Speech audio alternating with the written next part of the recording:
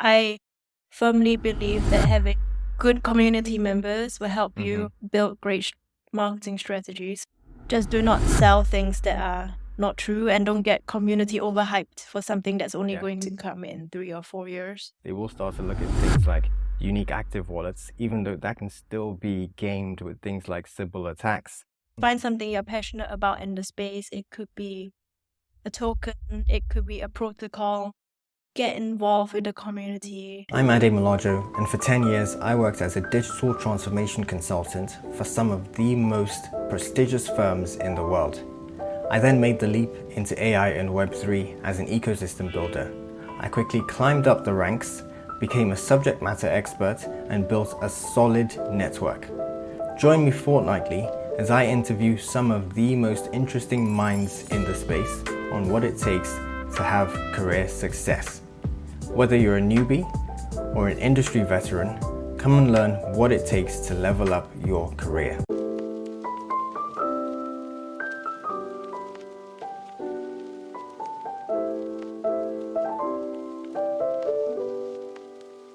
Hello and welcome to another episode of AI Web3 Careers. I'm Ade Molajo, an ecosystem builder, and today I'm joined by my very good friend Tina Tan. Tina has worked in the digital marketing space for 12 years across large software businesses, retail, and startups, building innovative digital customer engagement strategies. During the pandemic, she learned about Web3 and became very passionate about marketing strategies within the emerging space. Tina, it's so good to have you on board. It seems like years since we both started off in Atos. How have you been since then? Really good. I've had so many different experiences since Atos. Really being able to implement marketing strategies in so many different businesses has given me a totally new insight that I didn't have all those years ago. And, now I'm living in Spain, so I love the great weather. It's been amazing. Nice. I'm so jealous. I'm still in London. It's still cold in May. But I'd really like to kick off by first commenting on the evolution of marketing and your career. Can you tell me how the landscape has changed since our graduate program to where you are today? So where I think the key piece is that essentially during the graduate program, I mean, that was over 10 years ago now, which is kind of hard to believe, but it is what it is. I believe there's a lot more awareness of digital marketing strategies. So, and to be more specific about the technical aspects of digital marketing strategies. So initially, when I started my role, a lot of the digital marketing strategies, they were very siloed in specific channels. And now there's that recognition that, we've got a single customer. So we actually need to be able to combine those channels effectively and do what's right for them. And so I've seen a lot of companies really acknowledge this and start to see data and marketing and technology almost as a very intersectional function. And so a lot of companies have started to build out those capabilities, maybe starting to move toward Web3. I'm actually seeing an interesting trend.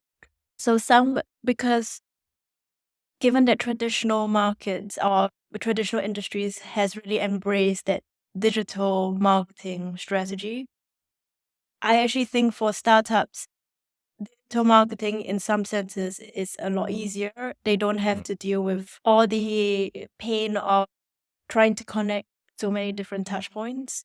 True. Essentially because if you're a startup, you only have one or two channels. So my interesting observation in Web3 is that I almost felt that when I was talking to some Web3 companies, that they were already past the stage of digital marketing.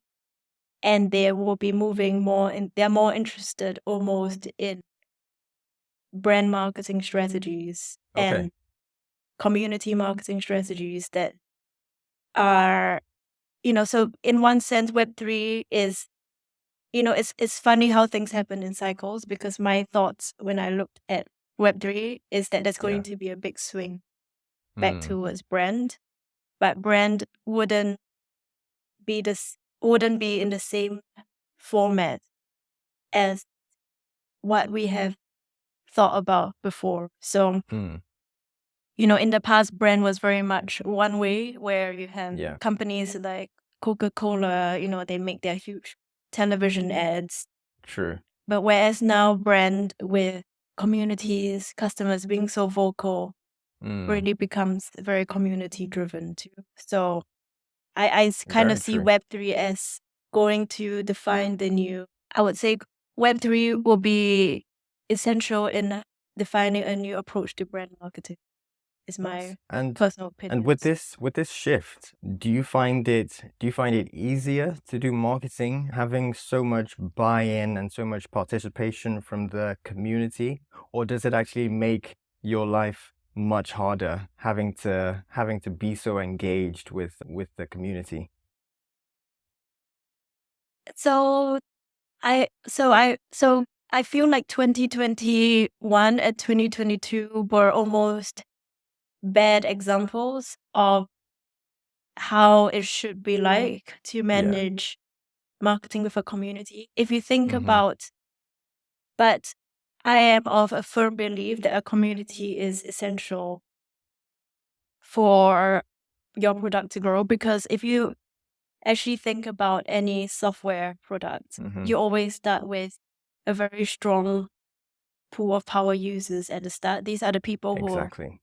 experience your pain points deeply. Hmm. They love your product because it solves the pain points for them, and therefore they are willing to come Mm. and spend time in your community. And I think having those people in your community is super valuable, because it's a proof that it's really proof that you have something good that people want.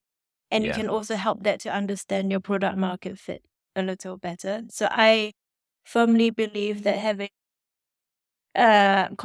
good community members will help Mm-hmm. you build great marketing strategies. So I really think that essential. Yeah. However, the reason why I highlight 2020 and 2021 as Yeah. no 2021, 2022 as not the best years is because Mm-hmm. there's a lot of hype.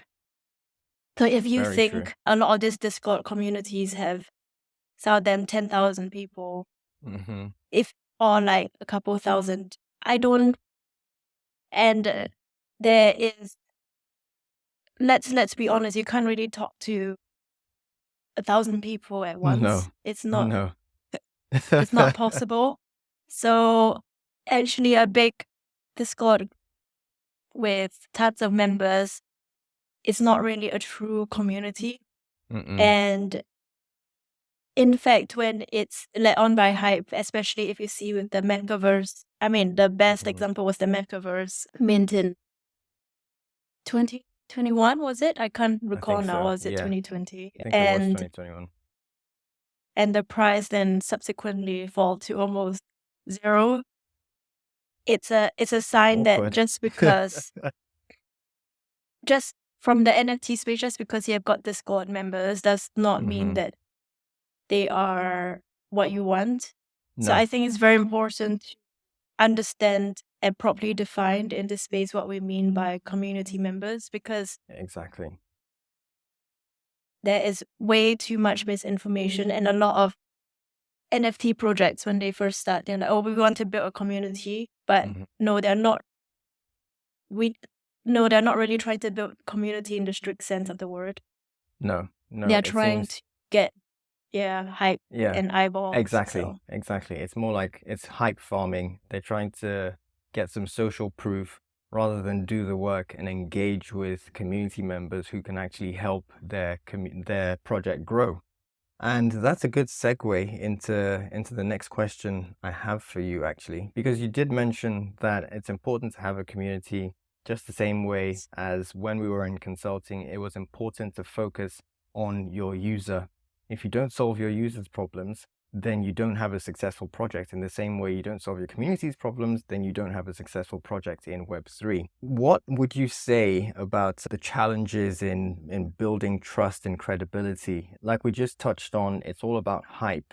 But I know that there's professionals like you and me in the space who are focused on building ethical projects and actually having real success rather than just hyping things up and gaining Twitter followers or gaining Discord followers. What is your approach to having an ethical way of approaching marketing?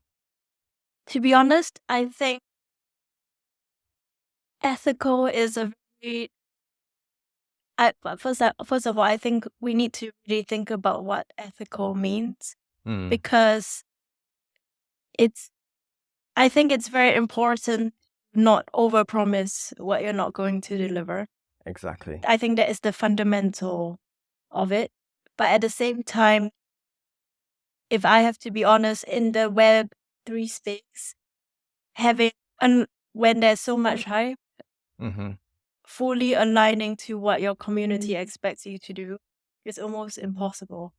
So in my opinion, and this is probably the unpopular way to think about it. Like if I were to tell some founders to, really build slow and steady and understand their product before trying to gain lots of hype, Yeah. maybe I would expect that some people would not like that statement because it because everyone wants their product to really win quick and fast. Yeah. Yeah, everyone wants overnight success. They see other projects gaining success. They see them gaining followers, building a community, and they think the right way to do it is to do it overnight. Especially when these projects have VC backers, and this is not to say there's anything wrong with VC backing, but a lot of the time VCs put so much pressure on these projects to grow fast that they end up cutting corners and over-promising. Exactly. So, yeah. So 100%, I would say that as a marketer, the most you can, ultimately it depends on what position you hold in the business, because with a lot of these companies, they are small companies, they are very founder-led. So Yeah, I do think that as a marketer, you can try to influence the strategies and try to put strategies that are not overly hype focused. But in a lot of, unless you believe you have the content engine behind it for it just to be a content play, Yeah. But I do think the best bet is to really build slow and steady and really know who you're targeting and who you're building for. And with the content you're creating, the channels you're engaging, aim to be as close to. Of course, there's always, you need to use the right inspirational words to engage your audience. That's right. But I really want to focus on the fact that just do not sell things that are not true, and don't get community overhyped for something that's only going to come in 3 or 4 years. So Now, I've got a confession to make. The novelty of working from home has slowly started to wear off.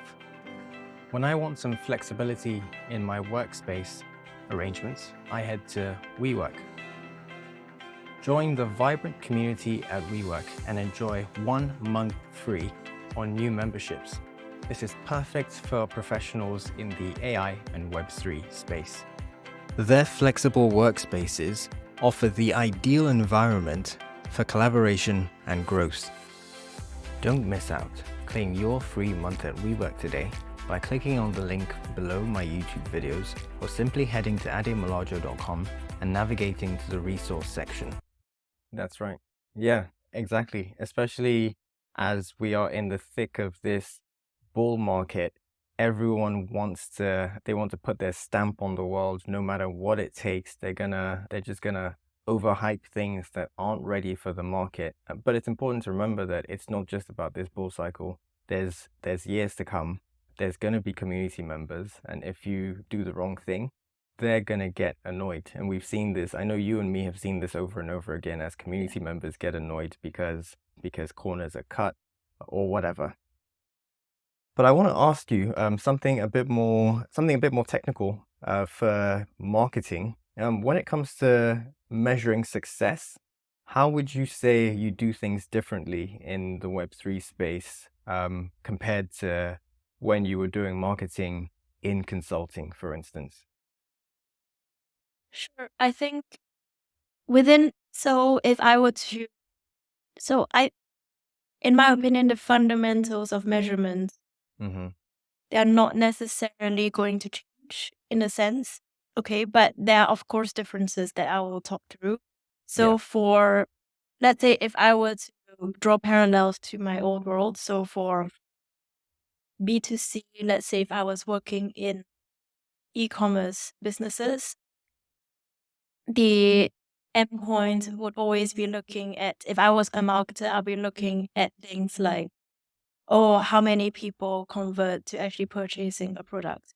That is very simple. True. Within software, or maybe more small businesses, SME and consumer-led software, the metric that we always use is very typical, like, monthly active users, Yes. daily active users, those types of metrics, trial conversion from trial conversion to buy, usage within the first 7 days, because those are pretty indicative metrics of actually whether your product will become sticky with the customer.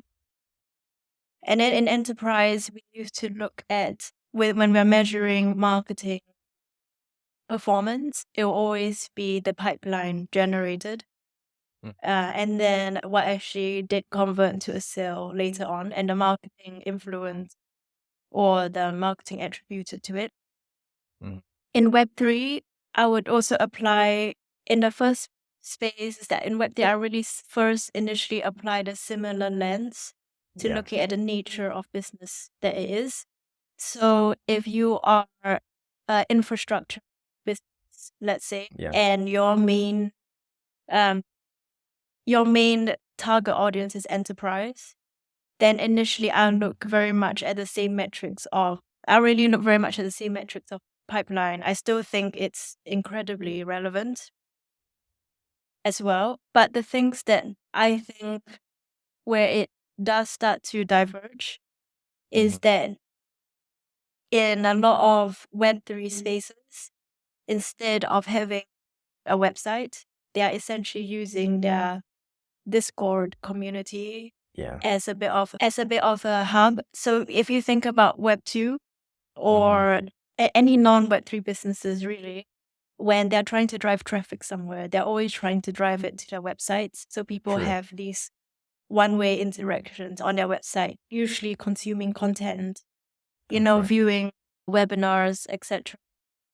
Whereas reading blogs. So I still think that is super valuable, and I think Web3 businesses should continue to do that. But what has opened up in Web3 is that there's now this tendency to drive traffic instead of their website to Discord. So in my opinion, I think it will be pretty important to start to look at community engagement metrics. So things like, and really thinking about your Discord group like a product, right? The same way we think about software products. So first of all, in my community, how many users are joining a day? When they join, have they actually engaged within? What are the key activation actions they need to take to become useful members of the community? After that, how often do they actually engage? Is it once a day, once a month, that MAU, DAU type metric? And then looking to then understand that if they're even the profiles that you want, are they people who will actually actively help build the community up? Or are they essentially energy drainers that were kind of, add negativity and then derail your product? So So that's the one thing it's more, I would say, it's actually got a lot of parallels to software metrics, but Very I true. do think it's very relevant. And the one thing I would ask a lot of Web3 practitioners to avoid is focusing on vanity metrics, because I absolutely hate looking at the number of Discord community members that you have. Yeah. Yeah. When if 90% of them are dead, then True. it's a pretty terrible metric. Whereas if you can find a way to build maybe many small communities that are very helpful, I think that is going to be a much better metric to focus on. And I really do think that traditional metrics like ROI and conversion rates are still going to be relevant depending on what sort of Web3 business that you Exactly. are. I really do not think that changes on a more macro perspective. So the only difference is it depends on what you sell. Of course, if you're selling, I mean, to be honest, when NFTs were very big, I think the interesting thing was that monetization from it was very different, because you had royalties. Yeah. And so actually what drove a lot of revenue was the product demand and the product changing hands, which is not, which has a lot of similarities in a way to marketplaces, but not quite in the sense that, marketplaces never control the marketplaces are there to facilitate people wanting to exchange products. Yeah. So it's, for me, when I think about the incentive, it was a little odd, to be honest, because it was almost like, imagine if there was a negative piece of news about Bored Ape or something, everything would then go down and then people would sell. But then as a result, the Bored Apes would make money, as in the owners, the Yuga Labs would make money, the creators because would, yeah. so I felt that the incentive, in a sense, was misaligned. It was almost like more fluctuations in the market led to more revenue. So that was the piece that I was quite sure, even myself, like how to navigate, because you almost have to get into a cycle of hype making. Yeah, I hear you. Because then you have the price pump, you get demand, people buy, it exchanges hands, as opposed to creating steady long-term value that goes up. But now that we know that kind of that incentive has gone away, with a lot of new marketplaces actually not having royalties, I'll be more interested to see where it goes. But I really do think that the price of the NFT, if let's say you have a token or the NFT, they met. Okay, even though to some extent it is tokenomics, right? It depends on how much you issue, how much demand there is. But I do think being able to track that is a nice North Star metric for yourself to understand if the brand perception, and this is the most interesting piece, because if your brand is essentially going the right way, because when I think about a lot of traditional businesses, like in Web, if I think about Disney, the fact that their collectibles are so highly prized is a good sign that their brand is worth a lot. The same applies to Web3. If your collectible, your one of one, is very highly priced and there is a lot of demand, high liquidity, then it means that you have a brand. You are a brand that people want to have and associate with themselves. So I think it's funny because it does create a very interesting brand metric early on. And I think it's something that we should a brand can then, in some way start to quantify how they measure across other brands in a very, because all the data is on chain, right? If I want to see how the Bored Ape brand is doing against the Azuki brand, I can see the value, I can see the liquidity. And so for the first time, I wouldn't say for the first time, but for one of the rare few times in our life, I feel that we're actually able to quantify brand. Mm. And that's why, again, I think Web3 will lead the swing back to brand marketing. So Yeah. Yeah, absolutely. Absolutely. I think you've really nailed it there. It's time to move away from these hype-based metrics and look at the hard figures. And I think as brands start to move from early stage through to when they actually have product market fit, they will start to look at these harder numbers. They will start to look at things like unique active wallets, even though that can still be gamed with things like Sybil attacks. They'll start to look at TVL for DeFi projects, and we will exactly. start to look at a lot more of the hard numbers rather than just focusing on hype. But last question, unfortunately, we have come to the end of such an amazing, such an interesting episode. Last question. For anyone out there who's trying to get into marketing in Web3, can you just drop a few words of wisdom in the Ethernet for them? Yes.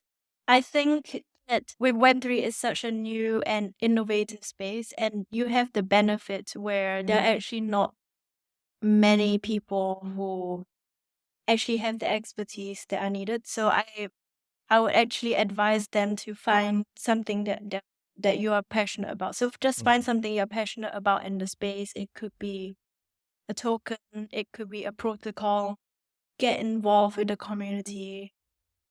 Actively try to improve where you're at, and someone will hear you, someone will notice you. And I truly believe that, because there are not, even though there are a lot of people who own the tokens, there are not many people who do participate in a very productive way. So if you can show that you are of value in the space they are occupying, then, and it's so easy, right? You can drop into Discords, you can talk to people, you can go on Twitter Spaces. Groups just offer some Exactly, value. yeah. And you are there, just show Exactly. you're a reliable person who is actually going to show up every day. That's it. Yeah. Thank you so much, Tina. This has been a valuable episode, and I can tell you that a lot of people are going to gain so much wisdom from what you've shared today.